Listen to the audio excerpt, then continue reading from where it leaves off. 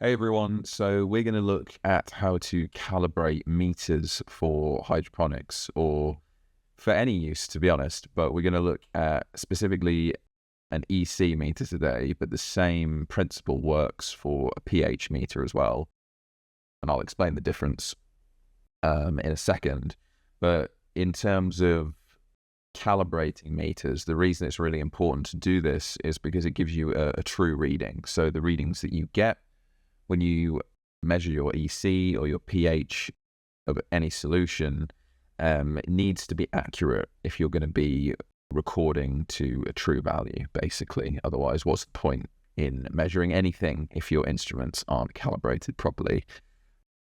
Meters can go out of calibration quite quickly, so it's worth calibrating them fairly regularly and making sure to keep a record of the readings that you're getting. That way you can see how often your specific meter goes out of calibration. So this is quite a cheap meter.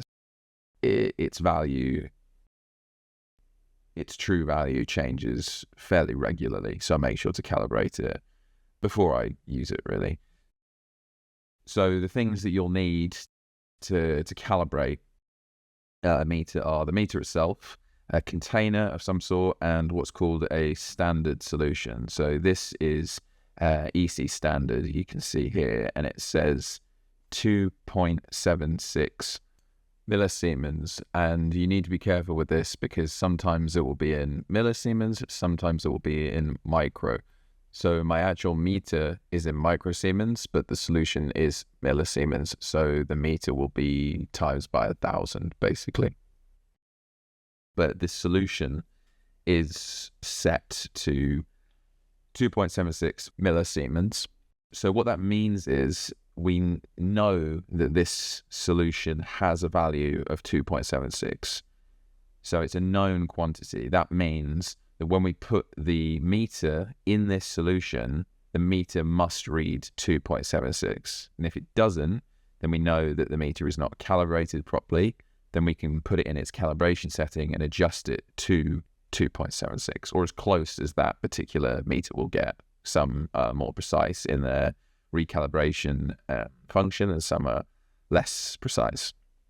And the same thing would work for pH. So you would have a solution with a known pH, for example, 6, and then you would stick your pH meter in the solution, and if the meter read 6, you would know that it was correct. And if it didn't read 6, then we would put it in calibration mode and change it until it read 6. So just looking at the meter here, you can see that it has a number of buttons. So it has on-off, it has mode and calibration, and it has hold.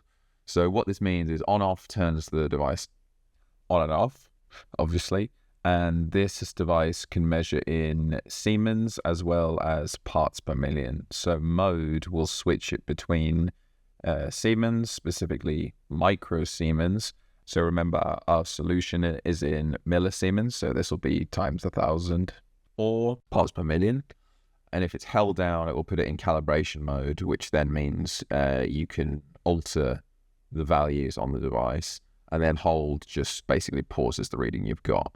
So, for example, when it's on, it looks like that, and then we can see we've got the value and the readout here, and then down the bottom here we have the units. So if I can press this button, you can see that the units change. This indication here, so they change between micro Siemens and parts per million. Yep, see parts per million, micro Siemens, parts per million, micro Siemens. Excellent. So what we're going to do is, let's put that there. What we're going to do is pour the EC standard into this beaker. Then we'll see what reading we get on the EC meter, and then we'll calibrate it so that it's spot on.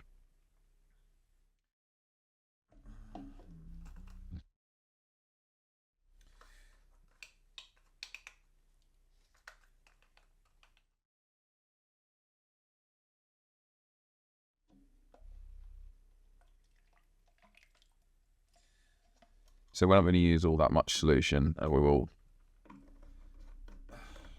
just because it's not really necessary. You can see there, tiny bit at the bottom, just enough to put the probe at the bottom of the meter in. So see here, take the top off. We have a probe. Both sides of the probe need to be in the solution. So if we turn it on, first we can see reading of 0 across the board. These numbers at the bottom are kind of fried, but you can see it's EC of 0, and we're in the correct units of microsiemens.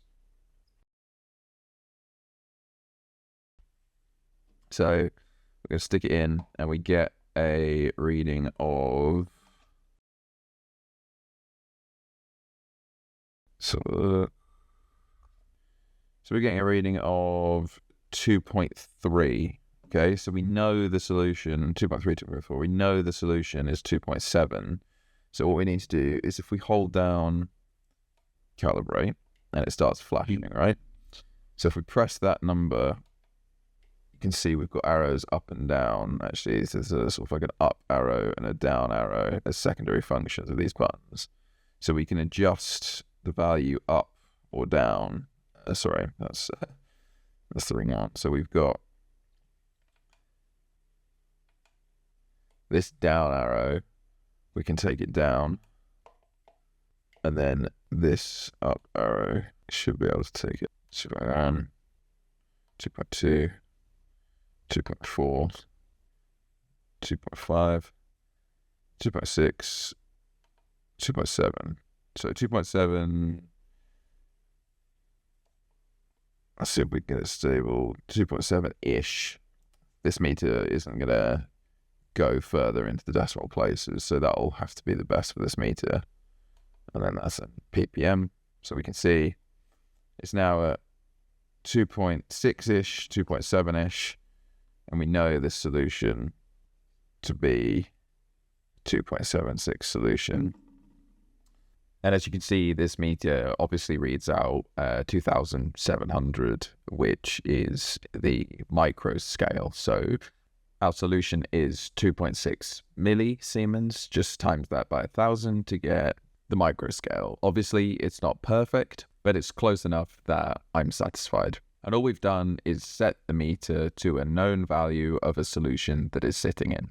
So that is the basics of how to calibrate a meter, and that works for either pH or an EC meter. It's the same principle. And the importance of making sure that you've got correct EC and pH in hydroponics is, it's paramount to your plant's health. Basically, EC is going to dictate the concentration of the nutrition in your solution, and the pH is going to dictate whether the roots can take up certain nutrients in the solution. So getting these things accurate and correct is super important. And as well as monitoring your EC and pH, you should certainly record the values as well, so you can see how they change. Hopefully that helped for anybody who's unsure about calibration with a device like this, and now you can go off and calibrate confidently. Thanks everybody for watching. Hopefully I answered some of your questions, and I'd like to take some time to just say, if you're interested in learning about hydroponics, perhaps you want to start a business and make some money with hydroponics, join us over on School. There'll be a link on screen now. It's a great place to learn everything you ever wanted to about hydroponics with like-minded people, professionals, beginners, everything you ever need. So I'll see you there.